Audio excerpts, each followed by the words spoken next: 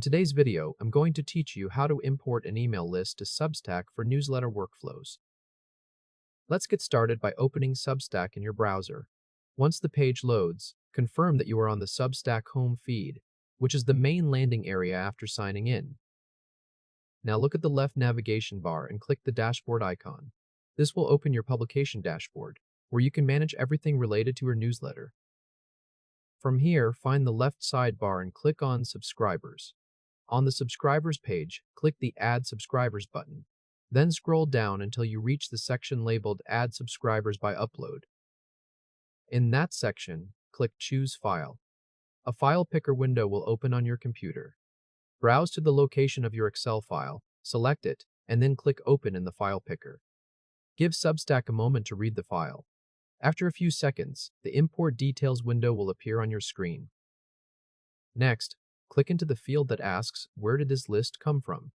Type in the source of your list so you have a clear record of its origin.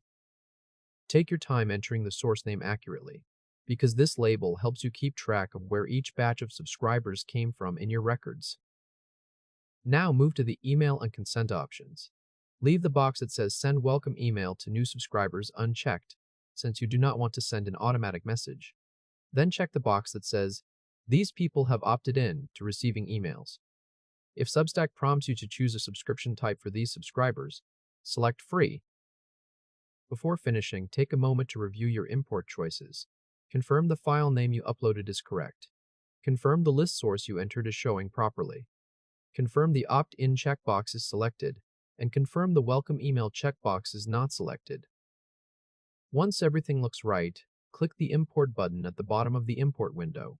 Wait until Substack either returns you to the subscribers page or displays the import progress area. Finally, scroll down to the section called Your Imports, or the import status area on the subscribers page. If the import still shows as processing, click Refresh in your browser to update the view. Confirm that the import row shows your emails were successfully imported. Then check the count for any skipped emails so you know exactly how many addresses made it into your subscriber list and how many were left out.